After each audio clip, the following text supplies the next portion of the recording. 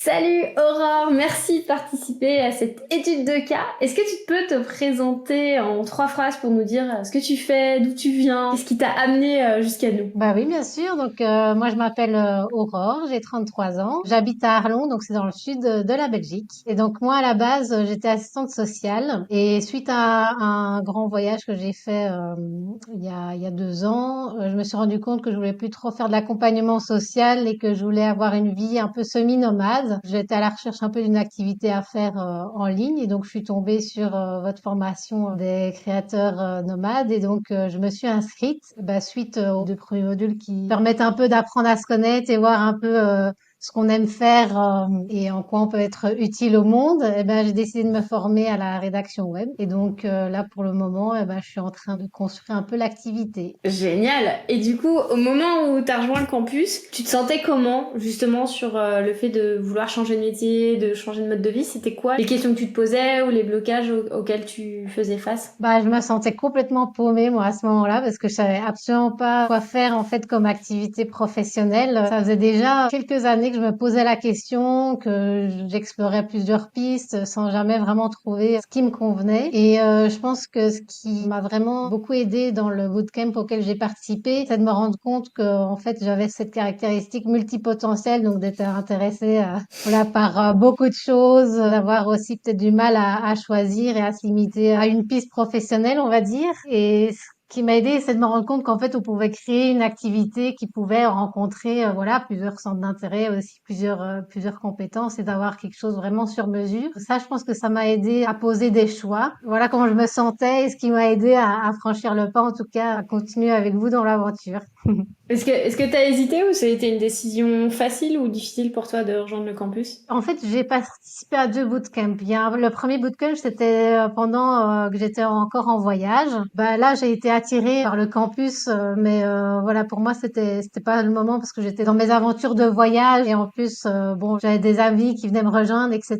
Et donc, j'ai pas participé à tout le bootcamp, mais c'est resté dans ma tête.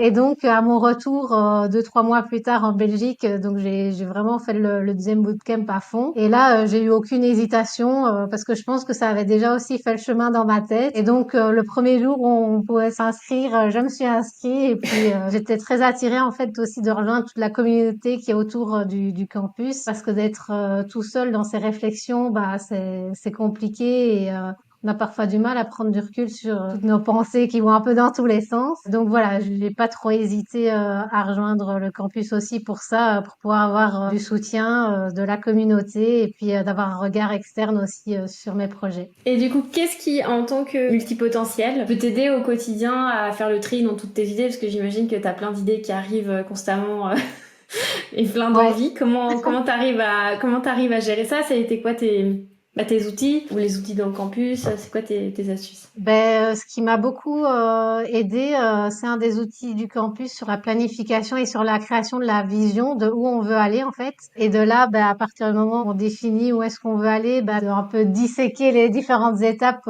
pour y arriver. Et c'est un outil qui m'aide à pas trop m'éparpiller dans le sens où, voilà, quand je dois poser des choix, je me dis, est-ce que ce choix, il va m'aider d'arriver à la vision que je me suis créée pour dans 3, 10 ans, etc. Sinon, il y a une phrase que vous avez souvent répétée qui m'a bien aidée aussi, c'est que choisir, c'est avancer. Et moi, forcément, j'ai du mal à prendre parfois des décisions parce que j'ai envie de pouvoir tout faire en même temps. Et voilà, de me dire, bon, ok, si je mets ça de côté pour un temps, ça veut pas dire que je vais pas pouvoir m'y atteler plus tard. Mais là, voilà, il faut y aller étape par étape. Et donc, voilà, ça m'aide bien. Et du coup, qu'est-ce que t'as accompli depuis que t'as rejoint le campus? Alors, depuis que j'ai rejoint le campus, j'ai fait ma formation en rédaction web. Donc là, j'ai été pendant 6 mois. J'avais lancé aussi, ça c'était déjà pendant mon voyage, un blog. J'ai continué un peu l'année dernière. Et suite justement à un défi que tu m'avais lancé, j'avais lancé aussi un podcast. Donc j'en faisais aussi des articles de blog et ça m'a permis un peu de créer du réseau autour du blog. Génial, un beau projet clé. Voilà, c'est ça. Qu'est-ce que j'ai accompli d'autre? J'ai commencé à me créer un réseau parce que donc moi j'ai décidé de cibler un peu tout ce qui était professionnel du développement personnel et spirituel. Et donc, j'ai fait pas mal d'interviews auprès de ces professionnels-là. J'étais à des salons. D'ailleurs, petite réussite par rapport à ces interviews, c'est que j'ai interviewé une de mes anciennes profs de Reiki qui a aussi tout un centre de bien-être holistique près de chez moi. Et donc, c'est quelqu'un avec qui je m'entends bien et j'aime beaucoup son centre. Et donc, bon, dans la discussion, spontanément, je lui ai proposé de l'aider dans sa stratégie de communication. Là, elle m'a proposé de me payer. Donc, c'était une belle reconnaissance. Après, bon, pour Yes. des questions administratives, je peux pas me lancer tout de suite officiellement. Donc, on a décidé de fonctionner pour le moment, sur une base d'échange. Donc, elle va me donner des soins et moi, je vais l'accompagner un peu dans sa com. Mais voilà, c'est une super cool opportunité pour construire mon offre, qui est la prochaine étape de la construction de mon activité. Donc, voilà. C'est génial, ça veut dire que ton projet clé t'a amené ton premier client. Exactement, ouais. Et est-ce que ça a été facile pour toi de trouver ton activité pour quand t'es arrivé dans le campus, t'étais pas au clair sur ce que tu voulais faire. Ouais, non, franchement, je savais pas du tout. J'hésitais entre beaucoup de choses. J'avais pensé d'ailleurs à un moment donné, parce que je m'étais formée aussi en soins énergétiques, et donc voilà, je me posais la question, est-ce que je veux faire de l'accompagnement là-dedans ou du soin là-dedans? Et bah du coup, le module 2 sur la connaissance de soi, mais aussi le module 3 sur justement l'analyse de la concurrence, de regarder un peu ce que d'autres font dans ce domaine-là, d'interviewer un peu aussi des clients idéaux. Ça m'a permis de me rendre compte que voilà, il y a certaines pistes professionnelles que je pensais en fait qui me tentaient pas plus que ça. Bon après voilà, dans la communication, c'était quelque chose qui m'attirait. Maintenant, il a fallu choisir quoi dans la communication. C'est encore une autre aventure. Mais voilà, oui. Et du coup, c'était quoi tes coups de cœur dans le campus? Déjà, le soutien de la communauté. Faut savoir que donc quand on est dans le campus, on peut participer à des équipages et donc ce sont des petits groupes de 3 à 6 personnes qui se réunissent pendant 6 semaines, une fois par semaine, pour avancer ensemble sur les différents projets. Et donc bah ça permet de rester motivé, d'avoir un regard extérieur aussi sur ce qu'on fait. Donc ça m'a bien aidé. Les feux de camp aussi, je trouve que c'est toujours des moments qui boostent beaucoup. Là, ça va être plus de type petit coaching aussi par groupe de 3 à 6 personnes. Enfin, ça dépend des inscriptions, mais ça, c'est plus un one-shot, on va dire, auquel on a accès donc 12 fois sur 2 ans. Et donc ça, à chaque fois, moi, ça m'a permis de venir débloquer des limites que je me mettais. T'as un exemple par exemple? Eh ben, le dernier feu de camp que j'ai fait, justement, j'ai parlé de cette opportunité que j'ai eue avec mon ancienne prof de Reiki. On a travaillé sur le fait que je me sentais pas légitime forcément de me faire payer parce que je me sentais pas experte dans mon domaine, enfin dans la rédaction web. Et avec la discussion que j'ai eue avec Marjolaine qui m'accompagnait, j'ai pu me rendre compte que voilà, je pouvais quand même lui apporter des choses même si j'étais pas experte, que j'avais quand même de toute façon plus de connaissances qu'elle dans la communication, je pouvais quand même l'aider à ce niveau-là. Donc voilà, ça m'a permis aussi de me rappeler que bah voilà aussi quand j'étais jeune assistante sociale, bah en fait j'ai commencé un travail, j'avais pas forcément beaucoup d'expérience et j'étais quand même payée en salarié pour faire mon boulot. Donc c'est vrai que je remets ça un peu en perspective et je me dis bah voilà, je viens de terminer une formation, c'est normal d'un moment donné de pouvoir se faire payer pour ce service même si on est débutant quoi. J'adore.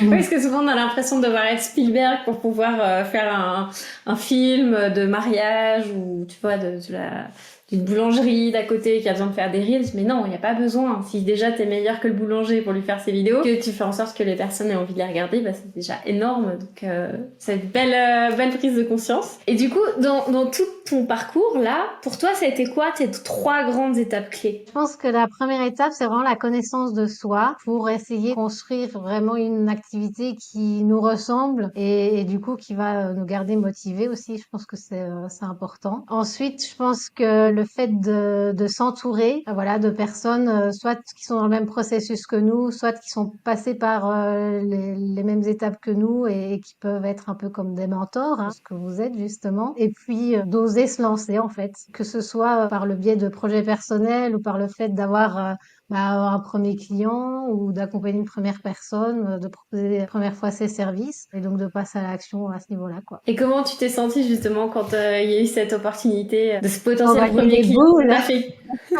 Ça t'a fait quel effet là?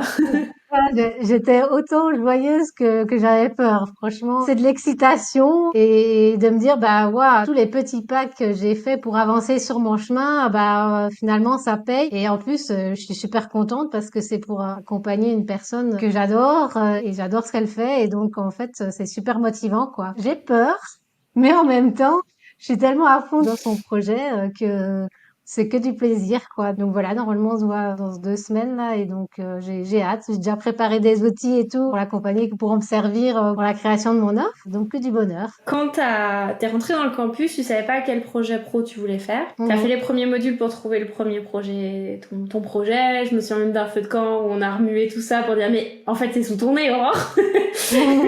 Après, t'as donc suivi une formation. Est-ce que ton projet clé, tu l'as fait en parallèle de ta formation en rédaction web ou tu l'as fait après? Bah, le blog, je l'avais déjà avant de Ouais. rentrer sur le campus. Ensuite, pendant ma formation, mes projets personnels, je les ai mis en pause parce que bah, mon travail plus la formation, c'était un peu compliqué. Voilà, je les avais déjà avant, mais il y a eu des périodes de pause. Le podcast, par exemple, ça a été avant la formation parce que bah, pour me payer la formation, j'ai dû attendre un peu pour mettre de l'argent de côté. Ça me permettait déjà d'expérimenter, de voir un peu ce qui me plaisait aussi dans la création de contenu. Donc voilà. Oh, c'est cool parce que du coup, t'as expérimenté. Voilà, Excellent. oui, moi, j'avais besoin de tester des choses parce que des fois, c'est vrai qu'on peut se dire, oh bah justement, les podcasts, c'est quelque chose que j'aimerais bien faire, ou je sais pas, la rédaction, c'est quelque chose que j'aimerais bien faire, ou la création de visuels, c'est quelque chose que j'aimerais bien faire. Et au final, avant de tester, on n'est pas sûr vraiment à 100%. Donc, moi, j'ai vraiment besoin de mettre les mains dans le cambouis, là, comme on dit. Yes. Donc, donc voilà. Est-ce que t'as fait quelque chose en rejoignant le campus que t'aurais pas osé faire? Bah déjà, j'aurais jamais été interviewée, je pense, des personnes, voilà, pour me créer un réseau. Je pense pas que voilà, que j'y aurais pensé. Donc il y a ça. Je pense honnêtement que quand je vais signer mon premier client, ça sera grâce au campus parce qu'honnêtement, je crois que j'ai vraiment un truc de manque de légitimité et tout ça, et je crois que je vais vraiment avoir besoin de tout le monde derrière moi pour me dire, bah si, en fait, tu peux, vas-y, let's go. Et On va donc, faire les banderoles et tout. voilà, c'est ça. Ça, je sens que j'aurais besoin du coup de boost là derrière moi. Mais voilà, sinon de déjà fait, je pense que c'est vraiment le fait de me créer du réseau, d'aller interviewer, d'aller rencontrer des gens dans les salons, d'aller leur dire ce que je fais, de créer des opportunités comme ça. Excellent. Et est-ce que t'as rencontré des membres du campus ou créé des liens avec des membres de tes équipages? J'en ai rencontré quelques-uns qui sont pas trop loin de chez moi, en Belgique, au Luxembourg. Donc voilà, quand je remarquais qu'il y avait quelqu'un pas trop loin, je proposais une rencontre. Et donc ça, c'est toujours sympa de rencontrer les gens en vrai. Puis sinon, oui, dans mes équipages, j'ai rencontré beaucoup de gens. On prend parfois des nouvelles les uns des autres pour voir un peu les avancées. Et puis là, bah, dernièrement, j'ai aussi proposé sur le campus une rencontre en Belgique avec tous les petits Belges là. Donc ça, c'est en cours aussi. J'adore, c'est trop bien. Trop trop cool. Est-ce que tu aurais un message à partager à quelqu'un qui hésiterait à rejoindre le campus et à se lancer dans l'aventure? Si ça te titille, bah, ose, parce que franchement, il y a beaucoup de bénéfices, je trouve, à se faire accompagner, et surtout à ne pas être seul dans son projet de réorientation ou dans son projet de création d'activité. Puis en fait, toutes les rencontres qu'on fait aussi, au-delà de l'aspect, on va dire, des cours théoriques et tout, qui permettent vraiment d'avancer étape par étape. Il y a aussi bah, toutes les rencontres qui peuvent créer plein d'opportunités. Moi, par exemple, dans mes projets personnels, j'ai pu interviewer plusieurs personnes dans le campus, à travers les équipages ou des feux de camp. Il y a d'autres campeurs bah, qui m'ont donné des tuyaux, qui m'ont bien aidé. Donc, je pense que quand on est bien entouré, on tient dans la longueur aussi, parce qu'il faut pas oublier que bah, voilà, tout ce qui est réorientation professionnelle et création d'activités, c'est un long chemin dans lequel il faut rester motivé et où on a parfois des gros downs et donc de pouvoir vivre et partager toute cette aventure avec des gens qui comprennent ce qu'on vit et puis qui ont parfois aussi les mêmes caractéristiques que nous, je pense à la multipotentialité, bah franchement ça fait du bien. Donc voilà, faut pas hésiter, il faut oser.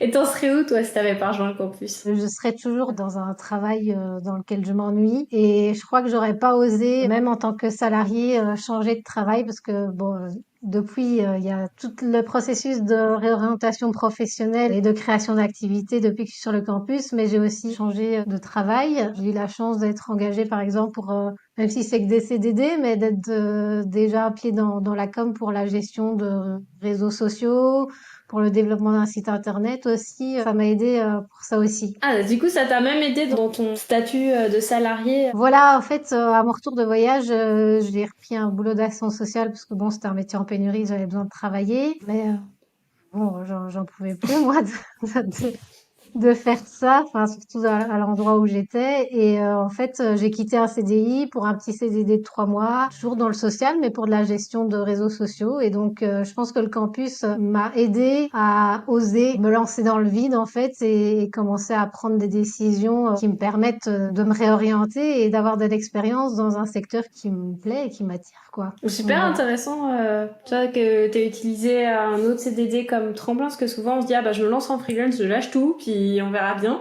Mais là, tu le fais vraiment en mode Ouais. tremplin, puis en plus tu utilises cette nouvelle opportunité pro pour te former, donc pour intérieurement gagner un peu en légitimité, tout en lançant tes projets clés et en t'entourant. Donc c'est un très très beau parcours. J'ai très hâte de faire un follow-up Aurore avec tes signatures qui vont s'enchaîner, les projets qui vont se développer. Où est-ce qu'on peut retrouver ton travail si on veut découvrir ce que tu fais? Mon blog, c'est auroremiarai.com. C'est un blog où je raconte mes expériences de voyage et ce qu'elles m'ont permis d'apprendre sur moi. Mais c'est aussi un blog où je partage des outils, des pratiques et des enseignements de développement personnel et spirituel. Ensuite, j'ai mon compte Instagram Aurore Miarai et qui reprend un peu les articles de blog. Et puis alors le podcast qui s'appelle Histoire de vie, qui se retrouve soit sur ma chaîne YouTube Aurore Miarai, soit sur les plateformes d'écoute. C'est des récits de vie de gens qui ont vécu des épreuves de vie ou qui ont de styles de vie atypiques. Et donc, le but, à nouveau, c'est d'inspirer, soutenir les personnes dans leur chemin de développement personnel et spirituel. Voilà. Un énorme merci pour cette interview. Est-ce que tu veux faire le mot de la fin? Merci à toi, merci aussi à Mumu, merci à tous les campeurs pour le soutien dans cette aventure. On continue l'aventure avec grand plaisir. Bah, merci à toi pour ton partage parce que je pense que c'est très précieux pour une personne qui est dans ce moment de avant, de pas savoir où aller quand on a trop de questions, tout ça, puis de voir qu'en fait il y a des possibilités. Et je suis toujours super contente que vous puissiez partager votre retour d'expérience et montrer que oui, on peut tranquillement se réorienter, se créer des nouveaux possibles. Et du coup, merci beaucoup Aurore pour ton expérience. Avec plaisir.